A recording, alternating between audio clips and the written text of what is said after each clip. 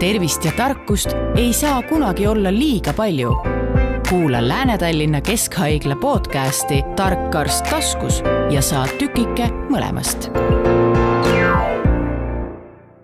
Tere kõigile, kes te vaatate või kuulate Lääne-Tallinna Keskhaigla saadet Tark arst taskus.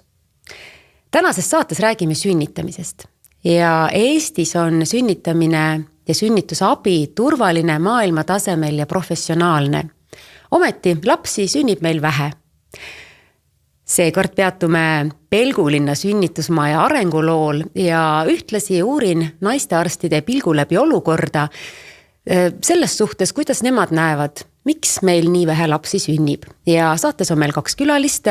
Tere tulemast Pelgulinna sünnitusmaja. Ütlesin valesti praegu, ma ütlesin selle traditsioonilise nime.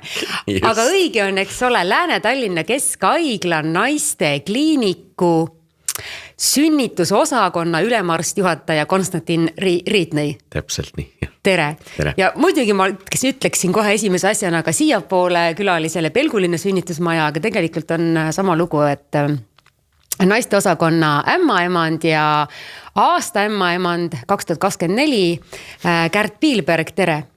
Tere hommikust. No alustame vast sellest, et minu peas on ikkagi see sünnitusmaja, kus teie tegutsete ja kus nii paljud lapsed ilmale tulevad just nimelt nagu Pelgulinna sünnitusmaja, et kuidas see on niimoodi kujunenud, et rahvasuus teda just niimoodi kutsutakse?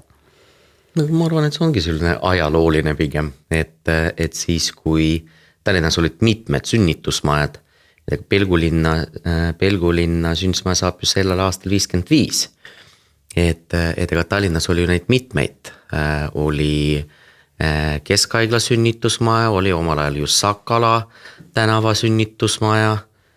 Kärt aita mind nüüd, et olid veel minu meelest Nõmmel midagi kunagi.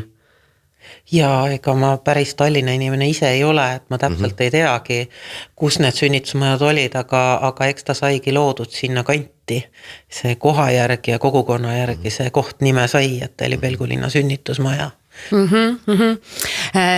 Ainulaadne, mis ehitati, et oligi just nii-öelda naiste majaks. Ma olen isegi näinud selliseid arhiivikaadreid sellest Pelgulinna sünnitusmaja avamisest, et seal olid tähtsad mehed kohal ja siuke priske beebi oli seal kaadris ja et No muidugi see oli ju ehitatud ju veel tänaval, mis kandis väga uhke nime, see oli ju Prospekt Karla Marksa on ju, et see, nüüd on see Sõle tänav, aga siis oli see nagu see peamine partei tänav nii öelda ja siis jah, see ehitati selle mõttega, et see oleks ainulaadne just eraldiseisev nagu naiste maja, et see oli see mõte, et sellega seoses tegelikult olidki sellised linnalegendid ka, et ega kui öeldakse Tallinnas sünnitusmaja, siis kõik nagu mõtlevad kõigepealt Pelgulinna peale, et Pelgulinna sünnitusmaja, et see on pigem suke... Ta on kuidagi synonüümiks, sünnitusmaja synonüümiks muutunud.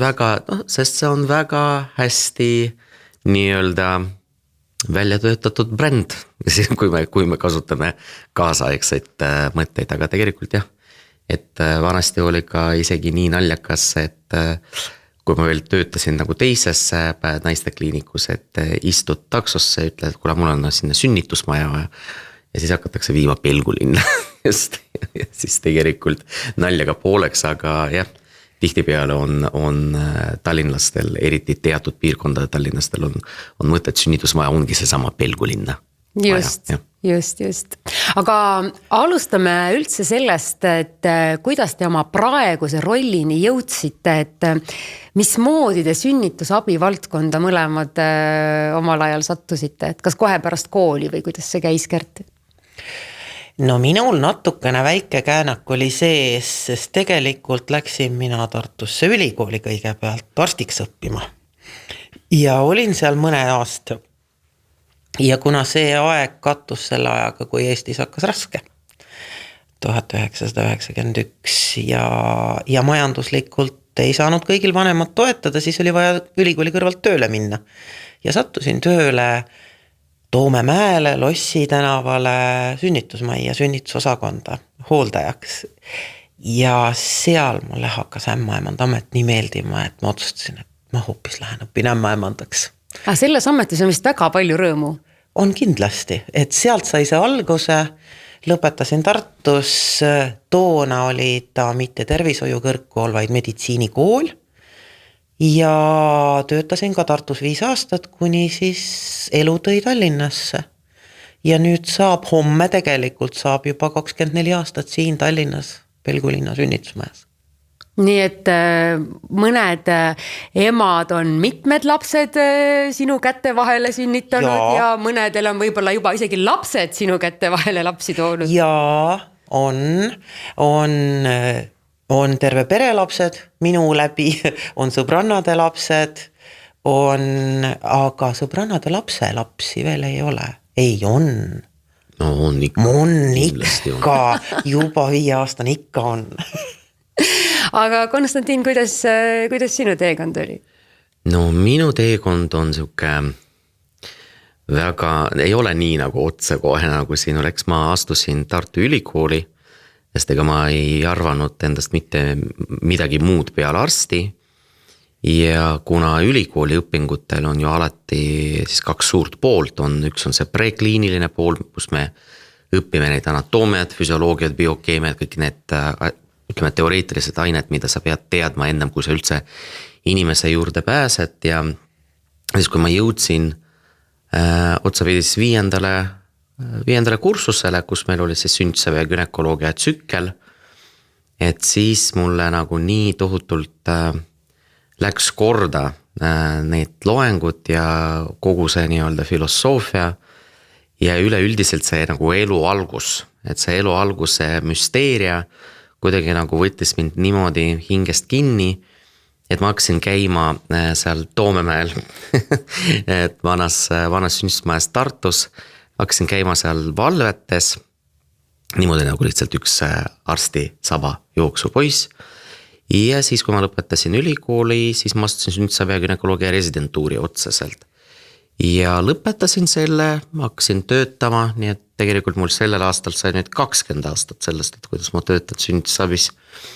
Aga töötasin pikalt Ida-Tallinna Keskhaiglas sünnieelses osakonnas ja selle aja möödudes olen ka suutnud kaitsta enda doktorikraadi sünnieelse diagnostika teemal, aga kuna see perinataalmeditsin niivõrd mind nii-öelda vaimustab siiani, et siis eelmisest aastast jõudsin otsapidi siis Pelgulinna, kus ma juhatan sünnitusosakonda. Nii siis ma seal olen. Nii et see elu alguse ime on see, mis köidab kõige rohkem. Ja elu alguse nagu see müsteeria, jah, just. Mitte ainult mine, see on täitsa suur müstika kohati, et kuidas need asjad toimuvad, jah. Aga just, et see tõmbab küll väga, väga nagu ligi. Eestlased ise teavad seda väga hästi ja minu meelest teatakse seda päris hästi ka paljudes teistes riikides, et meie sünnitusabi on väga kõrgel tasemel ja meie emade ja laste eest kantakse sünnitusmajades nagu väga head hoolt. Aga mismoodi see areng on nagu toimunud, et kust me tuleme, et millisest sünnitusabist me tuleme, et me oleme lõpuks siia jõudnud, kus me praegu oleme? No selles kontekstis on minul väga nagu keeruline oma kogemusest rääkida, sest ma pole siis töötanud veel sünnitusabis, aga residentuuri jooksul need mentorid, kes on olnud, on ikkagi rääkinud väga päris huvitavaid jutte ja ega oma ema rääkiski, kuidas ta mind on sünnitanud, siis kui ta sai aru, et siis pojast saab naistarst, et siis ta nagu otsustas ta avab seda saladust, et kuidas see sünnitamine Nõukogude Liidus siis käis ja ega midagi roosilist väga ei olnud muidugi, aga siis kui Eesti saavutas oma iseseisvust, et siis muidugi kõik need muutused, mis tulid muidugi ikka ütleme õpingute abiga, et väga paljud inimesed, näiteks mul on olnud au õppida, nende inimeste käes on käinud Rootsis, Soomes, on käinud kaasa arvatud USAs, et kätte saada need vajalikud teadmised, kuidas sünnitusabi ja üleüldiselt perinataalne meditsin muuta patsiendi kesksemaks, naise kesksemaks. Ja eks need muudatused siis nii läksidki, ega tegelikult antud olukorras, kus me oleme iseseisvad natuke üle 30 aasta, meil tegelikult sünnitusabi näitajad ma julgen öelda, et Euroopa parimad. Nii et võib-olla tänu sellele, et me oleme väike riik, võib-olla tänu sellele, et lihtsalt me oleme nii head sünnitusabi osutajad. Ma arvan, et võib-olla tänu sellele ka, et iga laps on Eestis nii suur kuidagi väärtus või selline kingitus, et kõik kuidagi suhtuvad ekstra tähelepanuga sellesse tema siia ilma saabumisse. Kindlasti. Mina sain oma esimese lapse enne 2000 natukene ja ma arvan, et umbes siis ka need perepalatid Eestis hakkasid muutuma populaarsemaks ja nüüd vist on see selline, ma ei tea, kas peaaegu, et kõik palatid ongi perepalatid juba? Peaaegu kõik ja on küll võimalust ka, näiteks meil on ikka võimalus, et kui tõesti on peres mitu last ja isa ei saa juurde jääda või mis iganes põhjusel, siis on ka võimalust nautida privaatsust sellises väiksemas emalapse palatis. Ja niisugust tavapalatit, kus vanasti tõesti sellel nõukogude ajal oli 4-6 inimest korraga ruumis, siis selliseid ei ole, et on ikka need tavakohad on maksimum 2-kohalised. No Kärt, sa oled väga kaua olnud selles valdkonnas, et kui sa võrdled natukene, et kuidas töö käis varem ja mis on need suuremad nagu arenguhüpped olnud, et mis on paremaks teinud, ütleme, töö nii personali jaoks, aga kogu situatsiooniga perede jaoks? No nii nagu doktor Riidno juba ütles, et see meie alguse aeg 30 aastat tagasi ilmselt oligi see prioriteet, et me teeme nii nagu Põhjamaades. Me tahame sinna suunda minna ja püüdsime sealt võtta üle kõike seda, mis on hea. Ja hakkasimegi samm-sammult minema selle perekeskuse poole, et kõigepealt tulid isad sünnituse juurde või tugiisikud, kui isa ei soovinud seda teha. Siis tekkis see perepalatite võimalus, siis sünnitustoad edaspidi ei olnud enam nagu protseduuride tuba, vaid nad muudeti hubasemaks, kodusemaks, sinna tulid abivahendid, kindlasti tuli juurde valuvaigistamise võimalused, kõik võimalikud, et kõik see toimus läbi siis ikkagi arengu ja koolituste ja tõenduspõhisuse ja kindlasti hakkasid tööle ka tugevad erialaühingud, kes kõik enda eest ja oma selle eriala hakkasid arendama nii Eestis ämmaemandate ühing kui perinatoloogia ühing, et saavutada just nimelt see patsiendikesksus ja patsiendi turvalisus. Kui palju tuli seda personali nagu mõttemaailma hakata ümber kujundama sellel perioodil, kui me siis tahtsime kuidagi põhjamaiseks saada oma sünnitusabis? No ämmaemandate seisukohast ma võin öelda seda, et tegelikult ämmaemand ongi natukene teistmoodi professioon. Et nagu mõned isegi vanast ajast kutsuvad natukene nagu nõiainimesteks või nõiarahvaks, kes nagu omaette posivad seal kusagil. Ämmaemandus on alati olnud ikkagi selline naise ja perekeskne alates aegade algusest, aga ma arvan, et ei olnud mingit probleemi, lihtsalt oli vaja sellist värsket uut koolitust ja suuna näitamist ja ühiselt koos tegemist pigem. Et me kõik ikkagi tahame ju parimat. Aga Konstantin, räägime natuke nüüd ka sellest, et kuidas nagu selline praktiline ja teaduslik pool on arenenud selle ajaga, et me saame paremini naist ja tema last jälgida, me saame paremini aidata, kui sünnituse käigus on seda abi tarvis, et mis hüpped selles vallas on toimunud? Ma arvan, kõige suuremad hüpped tegelikult ei hakanud justkui sünnitusest. Sest ega sünnitus on, ütleme, perinataalmeditsiini nagu selline nagu tipppunkt, aga selleks, et sinna jõuda, on vaja hoopiski laiemat käsitlust. Et ma arvan, et kõige suuremad muudatused, mis siis need 90ndate alguses hakkasid tulema, on oluliselt parem raseduse jälgimine. Tulid uuenduslikud ultraheli jälgimismeetodid, et sünnieelsed diagnostika võimalused tohutult paranesid, et ehk siis see kõike tehti selleks, et lapsed sünniksid tervena. Et näiteks, mis on teinud küll hüppelise arengu, on näiteks diabeetiliste emade raseduse jälgimine, sest ega esimese tüüpi diabeetikud seal nõukogude lõpus sünnitasid ikkagi väga halvasti, sest ega seda haigusest saadi nii vähe aru, sellest enam raseduse jälgimisest. Et kui me räägime perinataalsurmast näiteks, et meil on olemas selline näitaja nagu perinataal surmakordaja. No tegelikult selle 30 aasta nii-öelda iseseisva töötamisega me oleme saavutanud perinataalsuremuse langust ligi 20 korda. Nii et tegelikult on ta praegu meil, ma arvan, et meist parim perinataalsuremuskorda on ainult Islandil praegu, kes on meist veel väiksemad tegelikult, aga mis tuli muuta küll, et tuli muuta ikkagi, vaata mida Kärt on öelnud, et vaata ämmaemandat on kogu aeg olnud, tegelikult on olemas isegi prantsuse keeles on olemas üks väga hea väljend, see on see sage femme, ehk siis see tark naine, jah, et tegelikult need ämmaemandad näiteks vanades aegades külades ongi olnud need targad naised, kelle poole naised pöördusid läbi terve oma elukaare. Vaata arstidel on paraku see arstiõppe on suunatud väga selliseks nagu tehniliseks või? Tehniliseks, just. Et ma arvan, et arstide peas pidi küll nagu väga palju muutma just selleks, et mida see perekesksus tähendab, et no mina, siis kui ma tulin tööle, siis muidugi juba isad ja tugiisikud kõik olid sünnitusel. Aga ma saan aru, et ikkagi see vastumeel on olnud päris suur. Et mis need isad seal ikka unustasid ja küll oleme sünnitanud aastakümneid nii ilma ja aga ma arvan, et see on siiski ikkagi sünnitus ei ole pelgalt ju meditsiiniline sündmus. See on suur sotsiaalne, ma ei oskagi nagu öelda, et see on suur sotsiaalne, mitte isegi sündmus, võib-olla mõnel inimesel juhtub see üks kord nii-öelda tema elus.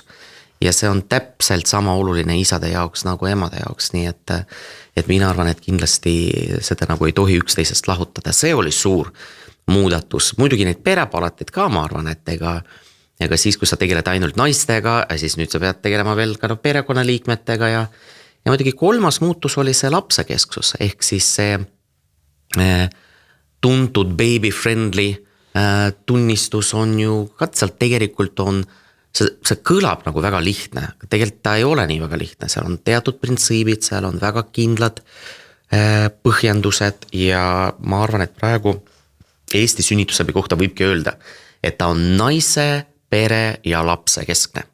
Ja need ongi nagu lahutamatud osad, et me ei saa nagu öelda nii, täna me osutame siis naise keskset sünnitusabi ja unustame lapsest või osutame nagu väga lapse keskset sünnitusabi ja unustame naisest, et no see nüüd enam küll nagu kõne alla ei tule. Jah, ja ühel hetkel nagu muutus täiesti tavapäraseks, et sinna gruppi võeti ka mehed ja see iseenesest minu meelest oli nii oluline otsus, sest et kui ma olen näiteks vestelnud mõne mehega, et milline on tema elu kõige olulisem sündmus, siis enamasti nad vastavad, et see, et ma sain olla oma lapse ilmale tuleku juures.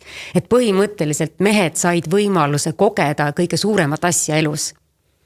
Sellega, et ma olen täiesti nõus. Ja kindlasti nõus. Kui praegu naised jäävad lapse ootele ja hakkavad nagu kogu seda protsessi läbi tegema, et nad peavad nüüd hakkama käima seal arsti juures ja ämmaemanda juures ja et kuidas nende selline nagu see meelsus on, et kas nad nagu on juba täiesti nagu lõõgastunud ja vabad ja usaldavad kogu seda süsteemi, et on see juba üldises inimeste teadvuses, kui hea ja kui tasemel see meie raseduse jälgimine ja sünnitus on? Või tulevad nad siiski nii, et nad nagu midagi veel kardaksid? Need hirmud tulevad natuke teistest asjadest, et tegelikult on ju tänapäeval nii, et normaalne füsioloogiline rasedus ongi ämmaemanda jälgida, vaid paaril korral külastatakse arsti, et meie majas on nüüd olemas raseduskeskus, kus peaasjalikult ämmaemandad võtavad ja pigem on need hirmud hoopis tekivad selles, et kuidas ma hakkama saan või kuidas see sünnitus läheb, võib-olla isegi liialt keskendutakse sellele sünnituse protsessile, mis tõesti on küll kulminatsioon, aga enne seda on palju minna ja pärast seda on veel rohkem minna. Selle sünnituse puhul ma isegi ei oska nagu... Aga kas ütleme ämmaemanda või sünnitusmaja kogu sellel olustikul ja suhtumisel ilmselt on nagu hästi oluline roll Kindlasti selles, et see naine tunneks ennast toetatuna. See selline individuaalne lähenemine, see võimalus, et ta saab oma mehega alati jälgimisele, korralistele kontrollidele kaasa võtta, see andmete kogus, mida ta saab juba kodus eelnevalt igasugusest meediast kätte, võib vahel isegi hoopis karuteene osutada ja rohkem hirmu juurde. Pigem räägitakse lugudest, kus on võib-olla mingid väiksed negatiivsed aspektid. Ja häid lugusi räägitakse vähem. Need lood on suured erandid. Just. Enamusti läheb kõik väga-väga hästi, kõik on ideaalne. Ma ei tea, mul on 3 ideaalset rasedust, 3 ideaalset sünnitust nagu, aga nagu, ja enamikel naistel on nii, aga need mõned lookesed. Ja ma usun, et rase pigem nagu korjab need negatiivsed infokillud üles, et see on inimese nagu automaatne reaktsioon hakata neid nagu koguma, et olla valmis selleks, mis kõik võib juhtuda. No, siis teie peate neid hirme maha võtma. Ma arvan, et pigem on see just, see ei tulene isegi niivõrd sellest, et kas meil nüüd meedias on midagi näiteks palju väärinformatsiooni. Aga kui vanemad sugulased räägivad kõik jõudseid lugusid. Aga vot just täpselt, et tegelikult vaata rase naine sellest hetkest, millal ta nagu on rase, siis tegelikult piltlikult öeldes kogu tema maailm ju ringleb ju ümber tema selle kasvavat kõhukest ja ega tema tunnetus muutub ka täpselt sama moodi, et kui keegi midagi mööda minnes ütles, oi küll, sa ei tohiks nii vist käed üles panna, et äkki siis nabaväed, ma ei tea, läheb ümber kaela ja uskuge mind, sellised jutud me kuuleme ka siiamaani. Et praeguses ajas, millal on informatsiooni nii palju, et tegelikult ma arvan, et see ongi see probleem, et rasedad mõnikord sattuvad paanikasse, nad ei tea tegelikult missugust infoallikat nii-öelda eelistada, aga tegelikult appi tulid ju omal ajal perekoolid. Et siis, kui need perekoolid loodi, küll esialgu suuremate haiglate juurde, siis on loodud neid ka minu meelest praegu absoluutselt igas rasedus jälgivas haiglas on ka oma perekoolikene olemas. See oli meil ka internetipõhine perekool, mida on ämmaemandate ühing on eest vedanud ja et see küll andis väga palju juurde, sest naised teadsid, et vot seal koduleheküljel ma saan täpset infot, et saan jälgida, et sellel nädalal, kui suur see minu lapsukene on, kas ta on nüüd ploomikene või ta on nüüd ananassikene või nüüd ta on keegi väike veel, et tegelikult Eestis rasedate jaoks on küll olemas väga adekvaatne, väga kergesti kättesaadav info raseduse kohta.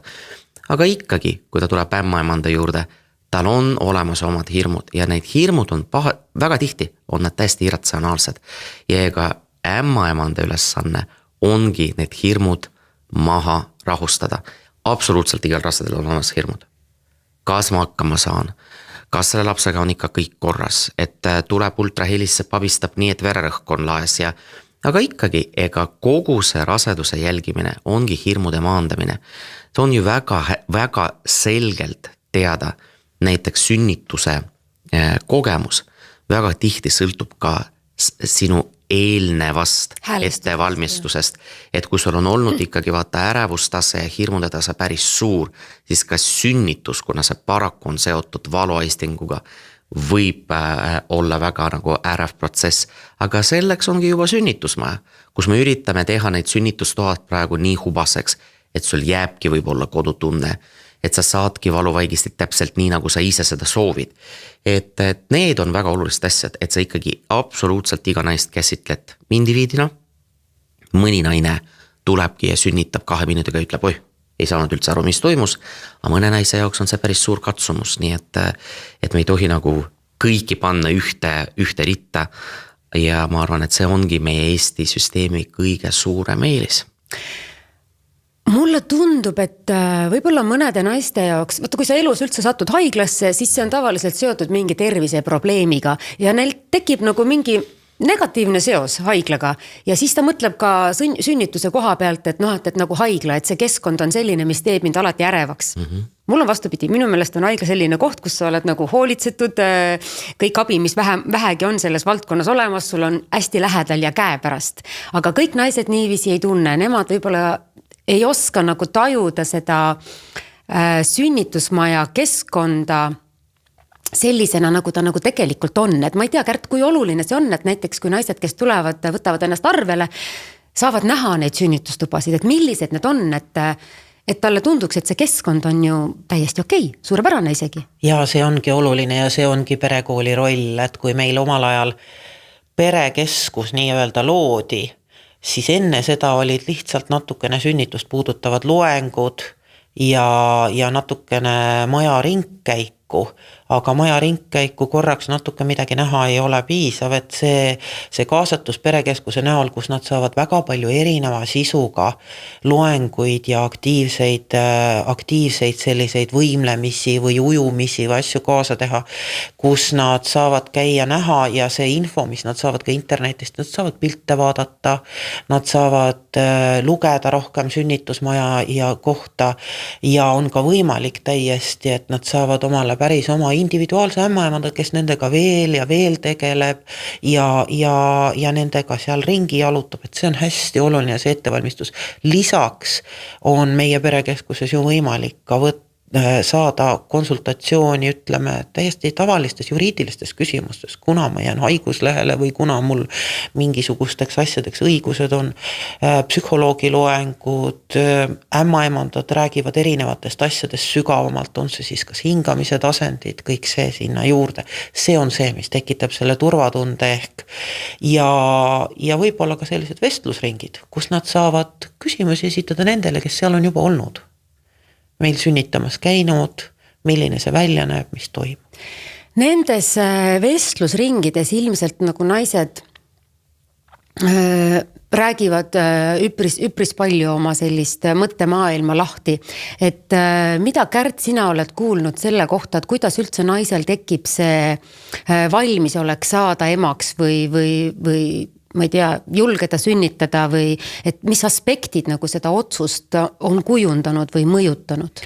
Need on vist nii individuaalsed, need on väga erinevad, pigem see otsus siiski laps saada tuleb hoopis millegist muust ja see ei sõltu üldse naistearstidest, ämmaemandatest ega sünnitusmajast, see on ikkagi isiklik elu, kuhu punkti ollakse jõudnud ja mida on ka eelnevalt juba otsustatud, et kui palju lapsi ma tahan, millal ma neid tahan, mis vanuses ma need tahan, et arvestades tänapäeva võimalusi, pigem lükatakse seda asja ikkagi edasi.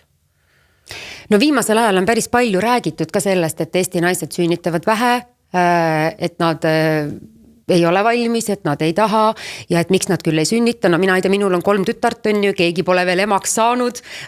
Nad ütlevad, et see on vara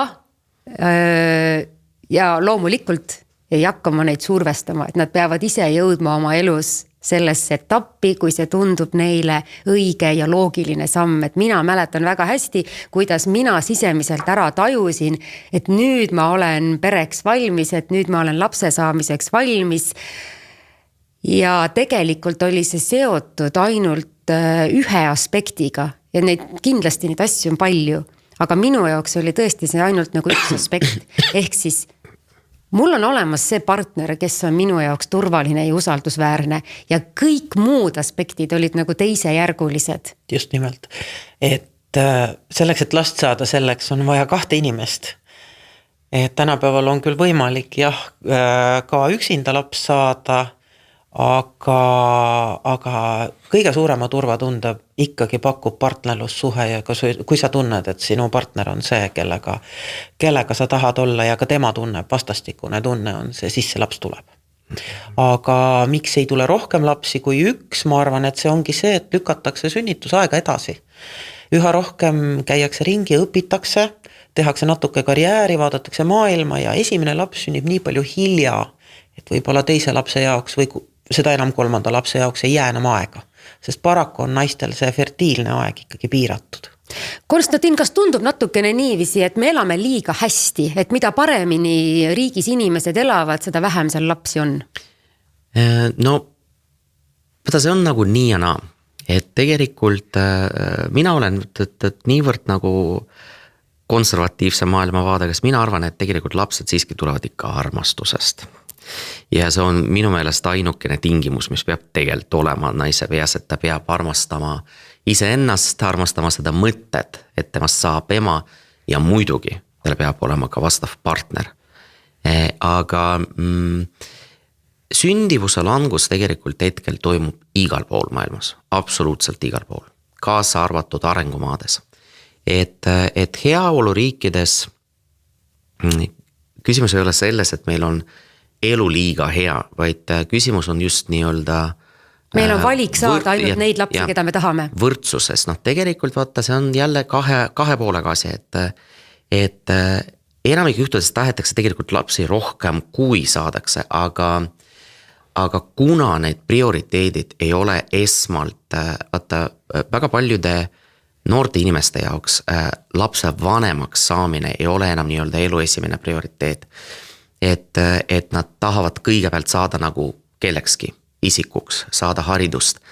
Ja muidugi, nii nagu Kärt ütles, ega fertiilne iga ju on piiratud. Nii et praegu on üsna selge, et juhul kui sa tahaksid oma perekonda, kus sul on 3 last, siis selge see, et sa peaksid alustama mitte hiljem kui 27 aastaselt, et selle kohta on olnud küll mitmed uuringud populatsiooni tasandil. Et muidugi kaasaegses maailmas on olemas ka teised tehnoloogiad, mis võib lükata natukene edasi oma fertiilsust, aga siiski, kui me räägime laias laastus, et siin küsimus ei ole selles, et me elame liiga hästi, vaid küsimus ongi selles, et meie ühiskonna prioriteedid on muutunud. Ja kõigepealt tuleb siiski ikkagi nagu saada see haridus ja saavutada mingisugust oma eluunistust ja võt siis alles mõeldakse selle lapse saamise peale ja tegelikult viimased Eesti uuringud ju näitavad seda, et kui küsida üle 30-aastaseid naisi, kellel pole paraku lapsi, siis tegelikult põhjus number 1 on see, et ei leita usaldusväärsed partnerid. Nii et ega mitte ainult räägitakse kogu aeg nagu just kui naised on kõiges süüdi, et mis on täiesti absoluutselt väär, et tegelikult mitte ainult naiste väärtushinnangud on muutunud, täpselt samamoodi meeste väärtushinnangud on muutunud, kogu ühiskonna hinnangud ja üldised hoiakud on muutunud. Et ega hetkel antud olukorras Eestis ju sünnitavad need inimesed, kes ise sündisid siis, kui oli väike sündivuse langus, ütleme selle Nõukogude Liidu lagunemise ja Eesti iseseisvuse alguses. Et tegelikult pärast on meil ju olnud üks sünnituste arvu suurenemine, et võib-olla 10 aasta pärast ikka tuleb meil jälle natuke rohkem lapsi, aga eks sündivuse langus on alati natuke nagu kurb, aga ma arvan nagu päris siukesed maailma lõppu katastroofi vaadet ei tasuks siiski ikkagi nagu välja joonistada.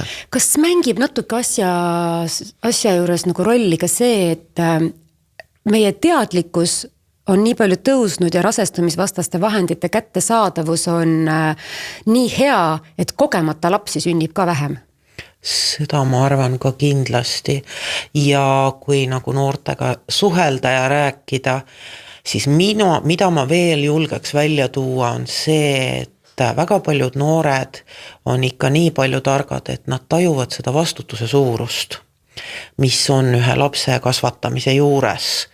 Ja on ka olnud noorte poolt selliseid ütlemisi, et maailm on nii ebakindel ja ma ei soovi, et sellisesse ebakindlusesse lapsed sünniksid, et tuuakse selliseid vabandusi. Majanduslikud vabandused on need, mis on ka tulevad esile, ega me lõpuni ei tea, kindlasti on see kompleks.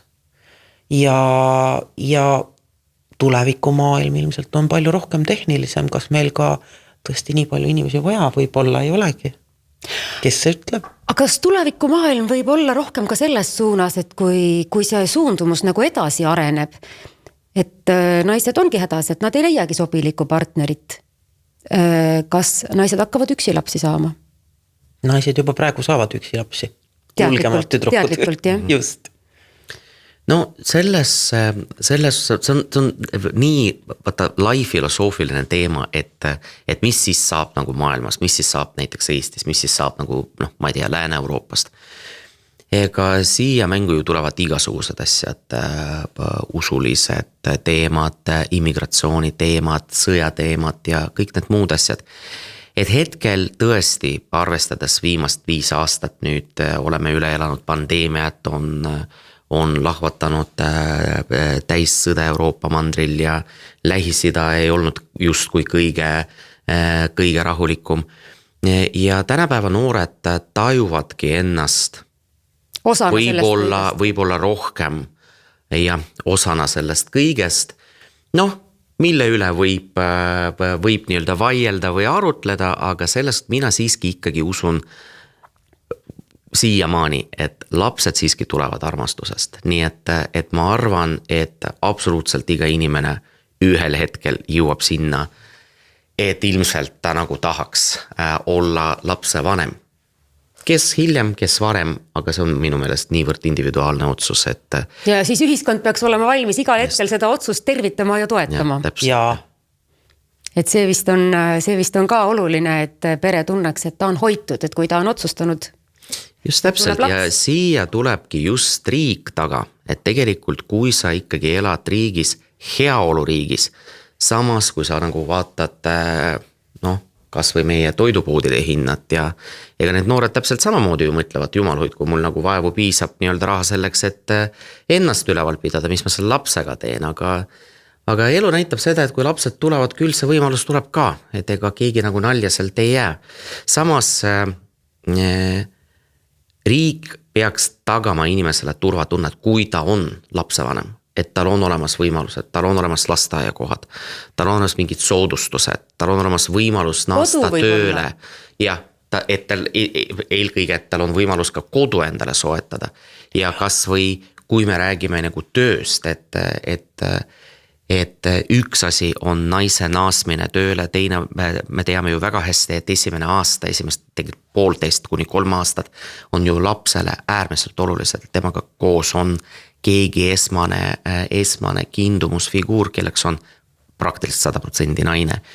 Nii et meil riigis praegu tegelikult on väga hästi toimiv süsteem, millal ma julgen öelda praktiliselt ainulaadne Euroopas, et kus naised saavad päris pikalt olla kodus lastega, kaotamata oma töökohta, ehk siis need sotsiaalsed garantiid on väga olulised. Ja veelgi olulisemad minu meelest, et kui naine tahaks naasta tööle varem, et oleks võimalus ka paindlikuks töögraafikuks, et oleks võimalus ka tööandja poolt ja vastutulek tööandja poolt, et ma tahan töötada, aga ma ei taha nagu unustada, et ma olen värske ema. Et need on just need teemad, millest ma arvan peavad rääkima seal targad mehed ja naised.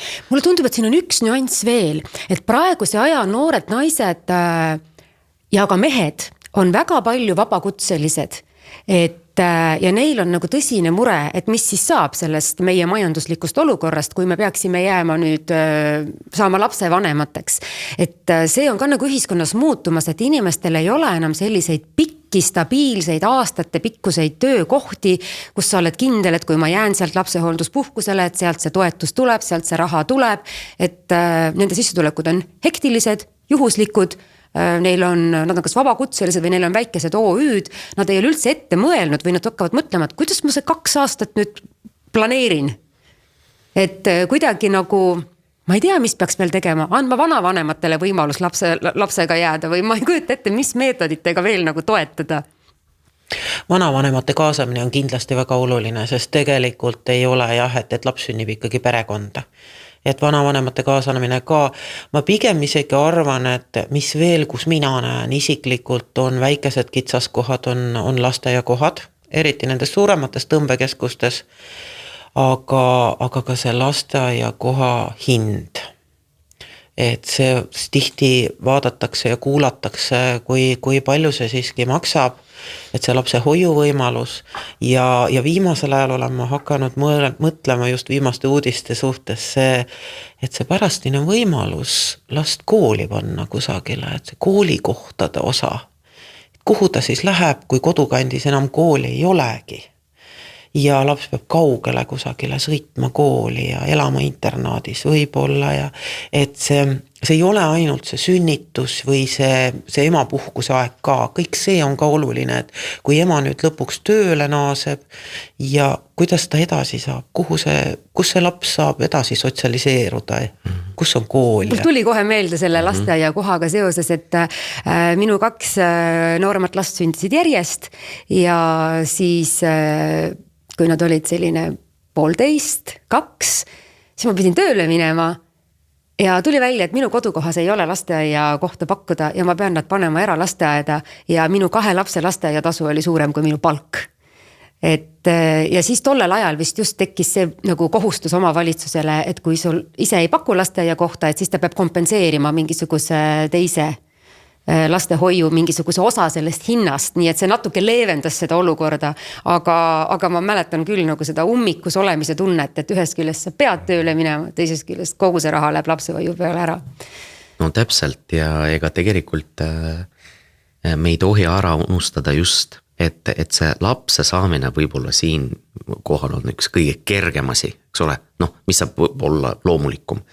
Aga võt see lapse kasvatamine küll ei ole väga lihtne tänapäevases elus just. Alustame lasteaiast, koolist, huviringidest ja mis võib-olla on linna erinevatest otsas ja ega nende maksumus ka ei ole kõige väiksem. Ja me ei tohi unustada ka seda, et ega Eesti ei ole ju ainult Tallinn ja Tartu. Just. Et noh, mina paraku aastaid töötan ka Pärnu haiglas ja sa näed nagu natuke teist Eestit ja need maainimesi, et kuidas tegelikult nende mured on, et kuidas näiteks kui on oma talupidamine, eks ole, et kuidas saada nagu toetusi ja kuidas nagu linna saaks siis, kui on vaja nagu lapsi viia kuskile, et see on hoopis midagi muud. Ja maalaste huviringide võimalused on palju piiratumad. Ja kui sa elad terve elu Tallinnas, mõtledki, et sa oled suke nagu suure nagu kosmopoliitse linna elanik, kes tuled 130 kilo Tallinnast ärast, näed täiesti teist Eestit, kus on inimestel on teised mured. Ja et kuidas ma nagu toon lapsi näiteks kooli, kui seal ringi ei ole, et ma peangi nagu mõtlema, et kuidas ma neid 4 korraga toon linna ja et need on väga, väga erinevad vajadused tegelikult, mida Eesti inimesed tegelikult lastega vajavad ja nad on erinevad linnas ja maal. Kas teie tunnete kuidagi sellist torget südames, kui tulevad väljapoolt nagu need signaalid, et miks need naised ei sünnita, et kuidas need vissatakse kogu see vastutus nagu naiste õlgadele? Mina ütlen teile ausalt, minul on täpselt nagu punane rätik ees, kui ma kuulen seda. Sest tegelikult ikka, mida tähendab, miks naised ei sünnita? Ega naised ei sünnita ju per se iseseisvalt. Selleks, et ikka see laps sünniks, on vaja siiski ikka nagu kaaslas selles kuriteos, meest. Ja ega tegelikult ega kui me näiteks näeme seda sama Eesti naiste terviseuuringut näiteks, et mina olen nagu aastaid rääkinud, peab täpselt samasugust uuringut tegema ju ka meeste hulgas, sest meie näeme ju sünnitusabis ka tihti seda, et isad on veidike vanemad, et ega see nagu mõistuse vahe siiski on olemas naistel ja meestel ja Eesti naised tegelikult on väga sukese terava mõistusega juba võib-olla oma 20-ndates, no me ei ole väga kindel, et sama terav mõistus on meie 20-aastastelt noortelt meestel, aga tegelikult ongi see, et väärtused on muutunud mõlemal pool, nii meestel kui naistel. Ja pahatihti kaasa arvatud vaata meediaabiga ja sotsmeediaabiga, eriti sotsmeediaabiga. Tegelikult nagu see nagu sugude omavaheline nagu vastandumine kohati nagu tekib täiesti tühja koha peal ja sa mõtledki, issand 20 aastat tagasi sihukest küll polnud ja mõtled, no vot nüüd sa oled vanaks saanud. Et aga tegelikult ega muidugi, et mõlemad sood peavadki nagu koos siiski ikkagi neid asjad lahendame, mitte nii, et nii, naised kööki ja kohe sünnitama, ei ole nii need asjad küll ei tööta ja pole kunagi töötanud tegelikult.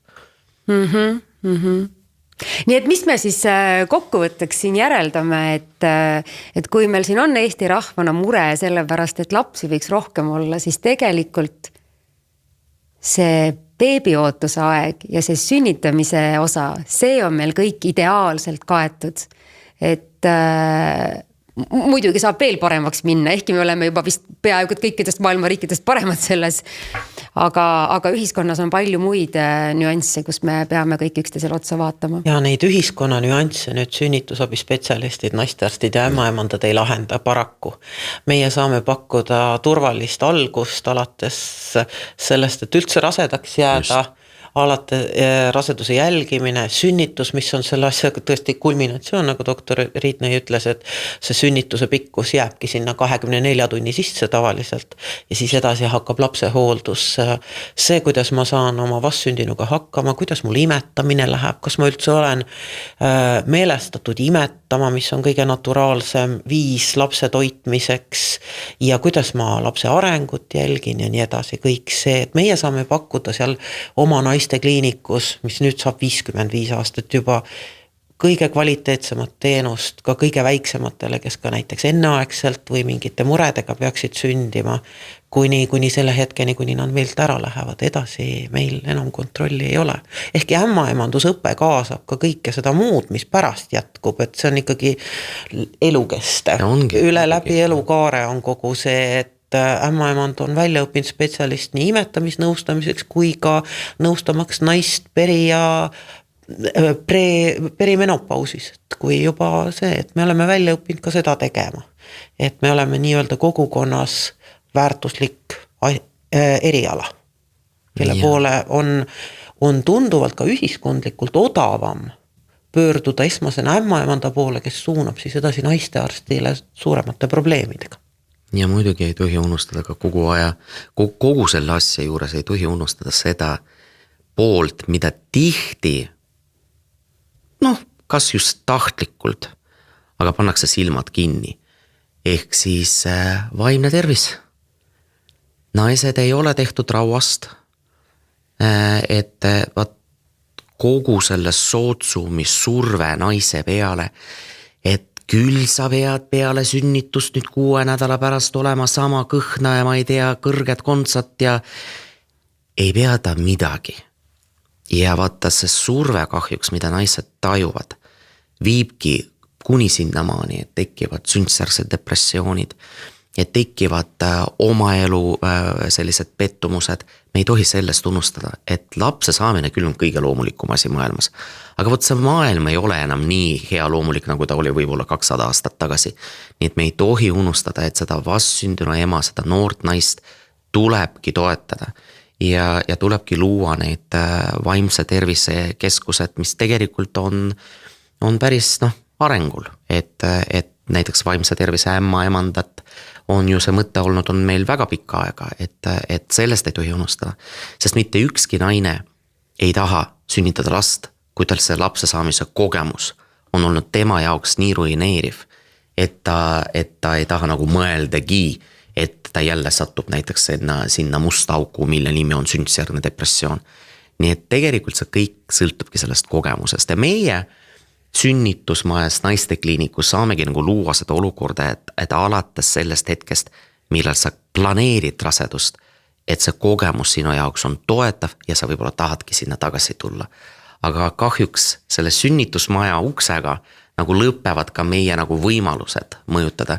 Nii et minu meelest aina rohkem tuleb rääkida sellest, et pereelus tuleb toetada üksteist, et lapse saamine ei ole mingisugune katastroof, et tegelikult on olemas väga huvitavad võrgustikud, mis tegelikult Tallinnas ja Tartus on arendatud, et kus kas või mehed saavad lastega seal käia ja õppida, et kuidas olla head isad, ega vanemateks me ei sünni. Et tegelikult vanemateks tegelikult saab ka õppida ja kasvada ja mina arvan, et see on see pool, mis õnneks nüüd tegelikult Eestis hakkab jõuliselt arenema. Aitäh teile täna seda teemat avamast, Konstantin Riidnõi ja Kärt Piilberg ja hea vaataja. Lääne-Tallinna Keskhaigla saade Tark arst taskus selleks korraks lõpetab ja mis siis ikka, kohtume peagi taas.